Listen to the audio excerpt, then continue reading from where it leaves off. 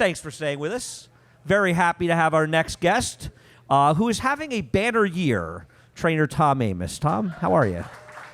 Talk right into the mic. Thank you. Thanks, you do know how to do TV, right? Yeah. Sort of. You're working on getting the hang of it, I always right? get nervous around you on TV. I don't know what it is. I know. So, pretty big year for you, huh?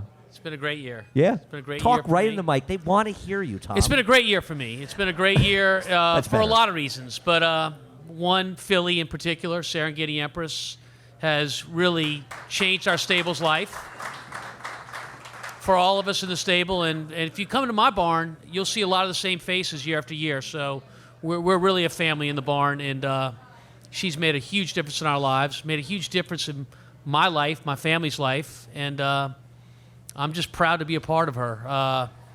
You can't make an athlete better than what they are. But my goodness, she's such a good athlete that she makes us all look good. She's That's a fact. not an easy horse to train, though, right? I mean, she does have some quirks. She does indeed. Most people probably know the story that before the Kentucky Oaks, she bled in the Fairgrounds Oaks significantly. She was vanned off after the race after being a heavy favorite in that race. And that's my hometown, New Orleans, so that was a tough deal for me. But she came back, and it's actually an interesting story because when she got to Churchill Downs at the beginning of April, there was no time frame on when we were going to run her, and certainly the Kentucky Oaks seemed like a long way away and something we probably weren't going to do at the time. But we got her on the track. She seemed enthusiastic. The second day we took her to the racetrack, coming off the racetrack, she coughed twice. And coughing with thoroughbreds usually is a sign that something's going on respiratory-wise. And I thought, oh no, she might have bled galloping. And sure enough, we got her back to the barn. We scoped her, and she'd bled a little bit. So that was it. We were done. We weren't going to run in the Kentucky Oaks.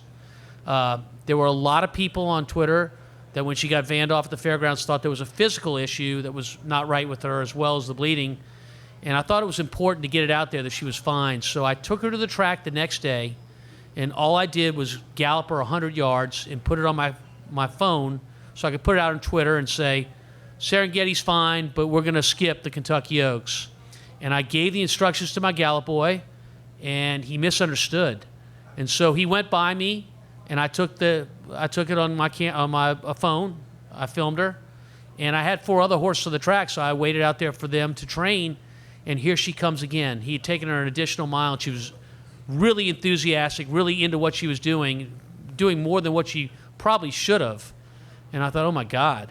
We got her back to the barn, and she didn't cough at all. So I called my veterinarian, and I said, I'm going to ask you to do something that's kind of crazy. Can you come scope her again?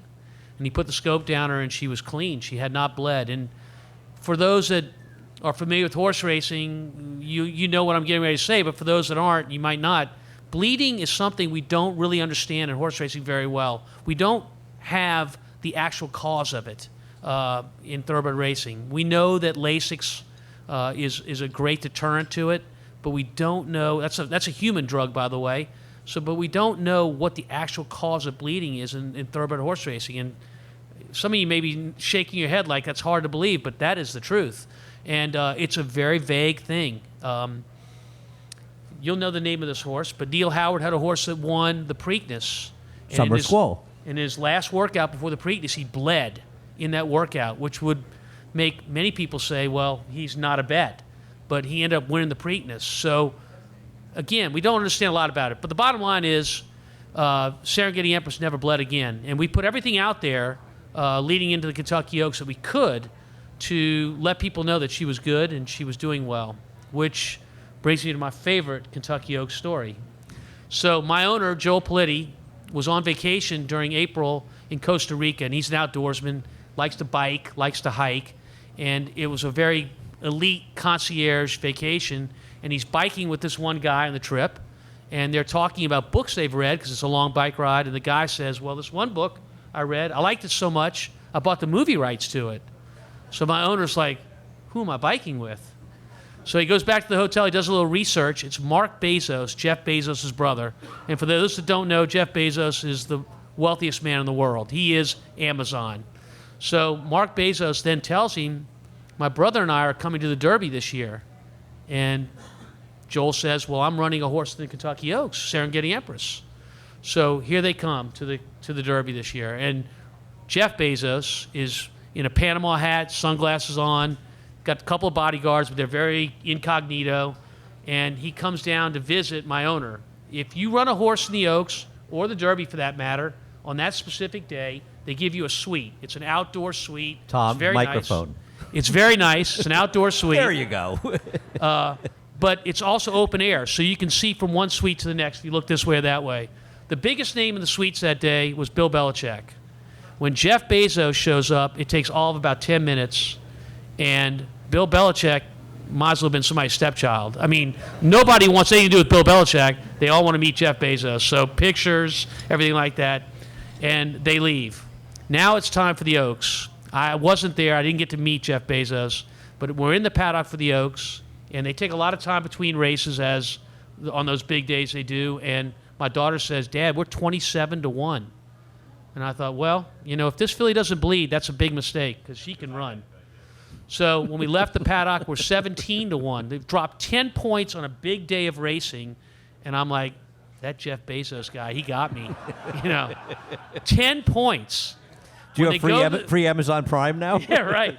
When they go to the starting gate, we're 13-1. Again, you got to recognize how big a betting day this is and what it takes to move the pools that much. But I'm convinced Jeff Bezos has gotten me. Well, after she won the Kentucky Oaks, I didn't think about Jeff Bezos again, believe me. But the next morning going to work, it crossed my mind. I was like, so I called my owner and I asked him, I said, hey, by the way, did you ever hear from Jeff and Mark Bezos after the race? And he said, I did. And I said, did they bet? He goes, oh, yeah. And I said, how much? He said, well, they sent me a picture. And I was like, send it to me. So I wait on my phone, and the picture comes over, and I'm expecting to see stacks and stacks of money.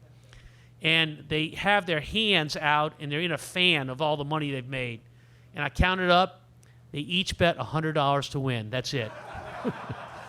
So it was Ron. So yeah. So I called my owner back. I called Joel back. I'm like, and he could sense my disappointment. He's laughing out loud. I'm like, they only bet $100 each? He goes, Tom, it's not about the money. It's about being right. It's about, he goes, you would have thought they'd robbed a bank. And so really, that's what racing's about. Racing's about figuring out the puzzle, being right. That's the beauty of it, for sure. And by the way, that story stays here. I'm not worried about any of you guys. Right. I'm worried about Andy. He's got a big mouth. But I know you guys are okay. You won't retell that Everybody story. listening, keep that story between us. You know that, speaking of Bill Belichick, and I don't usually tell the stories about me and the show, but at the Preakness, I think 2 years ago, I was waiting out front for somebody, and I was with Dave O'Rourke, who's now our president, Tony Alvato, who works with us also at NYRA, and Pat McKenna, who works communications. And Pat and I were there before Dave and Tony came, and I was talking to Sal Cuman, and he was with a guy and his wife, and introduced, and it was Bill, and I don't remember, girl, I don't know, with another woman introduced us, and we were all just sort of talking, and then Dave and Tony came over and introduced everybody, and we were talking for about 10 minutes, and they left, and Pat McKenna said, wasn't that Bill Belichick? And everybody just sort of looked at each other. So maybe at the Derby they all knew it was Bill, but I didn't know it was him standing in front of the Preakness. But I don't watch a lot of football. So the test last week, she ran tremendously, and it was obviously a very tough loss, but she ran a courageous race in second. Yeah, if you're looking for me to show any signs of disappointment with how Serengeti Empress ran the test, you're not going to see it. I'm very proud of her. She ran great. Take nothing away from the winner, who also ran a very good race. But as far as Serengeti Empress goes, I'm like the father of a child that, couldn't be prouder. And I just so blessed to have her in my barn. I recognize that. The ability to spot her at the sales at Keeneland and buy her for a lot less than what the average was. She only cost $70,000. Just the other day, we were offered $5.5 million for her. So that's quite an investment return. Really? But that was turned down. Really? Wow. So the cotillion really. next against Yeah. turned down $5.5 million? Really? What was your phone out of order that day when that happened? Cotillion next, perhaps, against Guarana? So that's $1 million race. if she would happen to run first at 600,000. Are you doing the math yet? She's I a did racehorse I did and the a math. broodmare. I would have taken the $5.5 million. Racehorse but I'm and broke, broodmare. so what would I? Yeah. But so the cotillion is next. That's for us, and we think her speed is a weapon. Maybe not so much going 7/8 mile, but certainly going around the ground. It was the day of the Kentucky Oaks. She used that as a weapon, and that's our next move. All right. Well, we wish you the best of luck in the cotillion, obviously going forward. With her Lone Sailor is running tomorrow. He is. A good race, and maybe the Woodward, are you thinking, if he runs really well? Well, I don't know about that, but I will tell you, I landed late in Albany today because my plane was canceled, and it rained like hell all the way from Albany to Saratoga, which I was like, this is the greatest, because Lone Sailor loves the slop. But as soon as I got to Saratoga, the rain, it was like somebody turned the faucet off. So I think we have a Thankfully. fast track tomorrow and a fair track, but Lone Sailor's best races are definitely in the slop.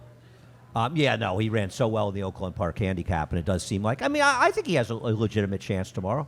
He's a pace-dependent horse. He's a horse that comes from behind. He's got a good resume, so he's getting a lot of activity at the betting windows, I'm sure, but he needs things to go his way. Those are difficult horses. How many 2-year-olds? You put some 2-year-olds up here, right? I did. More than you have in the past. I have. And you have one in the Saratoga Special this weekend. Right. So a race that's come up very tough on Saturday, the Saratoga Special. I have a horse in there named Long Weekend. He was bought as a 2-year-old by Lauren Carlisle, who is a bloodstock agent that we use, and won his first start at Churchill Downs. This will be his next start. He's acclimated very well to the Saratoga racetrack. That race is a very good-looking race of 2-year-olds. I think it's a better race than the first 2-year-old stake they had here a few weeks ago. But our guy is training great. We're looking forward to the race on Saturday. Well, he already has a victory over right now one of the most talked about 2-year-olds in the country. Of course, he was very fortunate, perhaps, to have beaten that might. Dale Roman's horse, Dennis's Moment. Yeah, so that's probably not a fair statement because when we debuted at Churchill Downs, Dennis's Moment debuted as well with us, and Dale Romans, who's a trainer, I saw him before the race, and he said, "Tom, this is my best 2-year-old," and I was like, "Oh God." That doesn't fare well for me. But Dennis's Moment did the same thing that happened in the Kentucky Oaks with Serengeti Empress with one of her opponents. That horse actually tripped on another horse. And when horses trip, they're catching the back legs of the horse in front of them. And when they do that with their front legs, they oftentimes lose their balance. It's a miracle that War of Will didn't lose his balance in the Kentucky Derby. That's a godsend, believe me. I have no doubt that God put his hand down and said, I'm not going to let this horse fall, because he was in front and the whole field would have gone right over the top of him, and he should have, in all probability, he should have gone down. But anyhow, Dennis's Moment did go down and wasn't hurt, but that's the end of the race for him. Rider came off. He came back at Ellis Park and won by about 20 lengths. Yeah, got a 97 buyer, and Dale's deciding whether he's going to run him the Hopeful or run him in, I guess, the Iroquois at Churchill Downs. Yeah, he's going to be a factor, whichever one he chooses. He's very good. So let's change gears and talk about your TV career. Do you think at some point you'll actually get the hang of TV? Can I tell you guys about the first time Andy and I actually got to meet? So I had seen Andy and always waved hello, but I did not know Andy at all. And I got hired to do the show.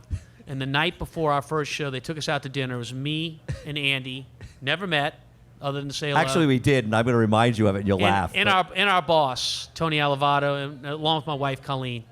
And we're at dinner, and Andy and I happen to order the same dish. So the food comes, and Andy's about halfway through his food. I'm done. And Andy, in typical Andy fashion, even though he doesn't know me, says, man, you eat fast. And I said, Andy, I grew up with 5 brothers. I said, in my house, you learn to eat fast. And I walked home that night from the restaurant with my wife. I was like, who asked that kind of question? You eat fast. But I got a great lesson in what Andy was all about that night.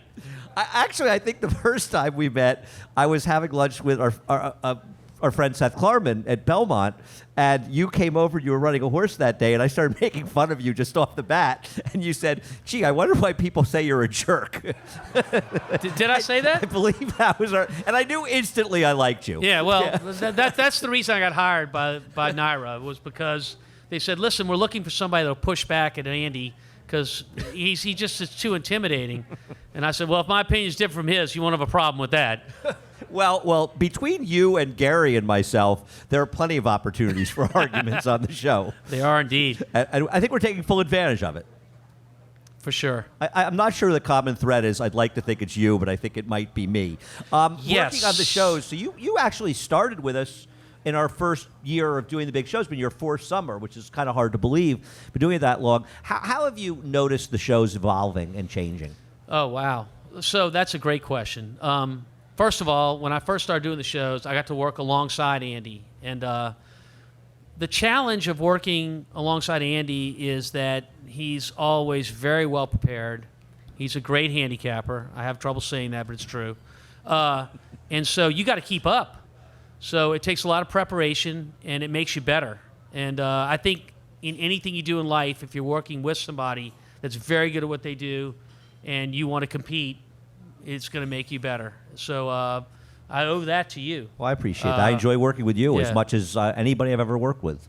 As far as how the show has evolved, I think the show has really gained an interesting theme. And I think there's some components to that.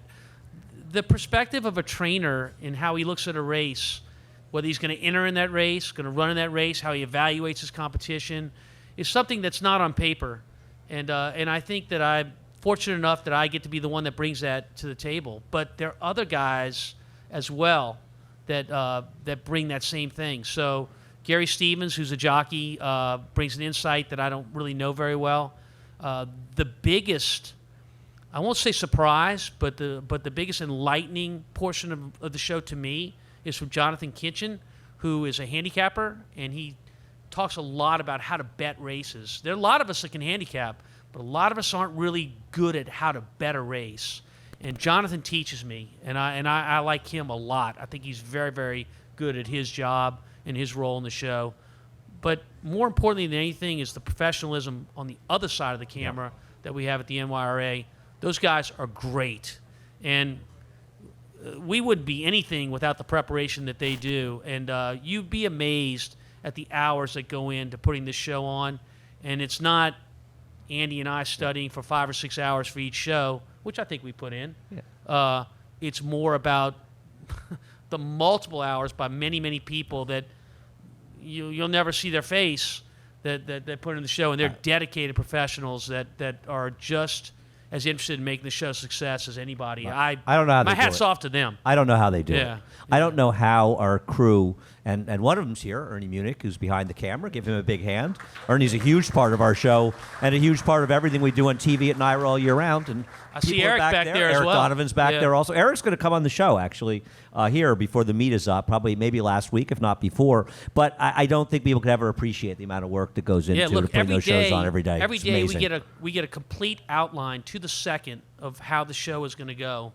So if we're doing a 2.5-hour show, it's a 12-page outline that we have that we carry us with us to the show, so we know where we are in the show. And that's half the show. To create that, That's just half the show. yeah, to create that is an amazing piece of work. Right, I agree. We should have the entire crew on the set for a day so people could appreciate what they do. Quickly before you leave, so your daughter works for the Pelicans and She does. and the Saints, and so Zion, she and Zion are pals now. I hear. Look, so Andy's a big basketball fan. love Don't let it, him tell you he's not. I am. I love the So NBA. anytime I have anything basketball that my daughter is doing, I always show it to Andy. And so I had a picture the other day of her and Zion walking onto the indoor training facility in New Orleans for the football team because he was coming to meet Drew Brees, and you can see that they're chatting with each other. I like showing those kind of things to Andy because I know how much he likes basketball. A quality kid, but a kid. I mean, Zion is a kid. Yeah. He really doesn't understand a lot about being an adult yet, so he'll be nurtured along with the Pelicans. But as far as my daughter Ashley goes, she's behind the camera there. She's their videographer. Does a great job, in my opinion. She had a situation just yesterday where one of the players was competing in an event that they were shooting, and she went to give him a high five, and he walked right by her. So that was all over Twitter afterwards, and the player felt so bad because he didn't do it on purpose that he saw her in the parking lot today, and he held the door open for her when she walked into the facility. I'm sure it wasn't intentional. Tom, thanks so much for joining us, and best of luck, Serengeti Empress, and all your horses the rest of the meet. Thanks again. Thanks, for Andy. coming, Tom. Thank you, guys.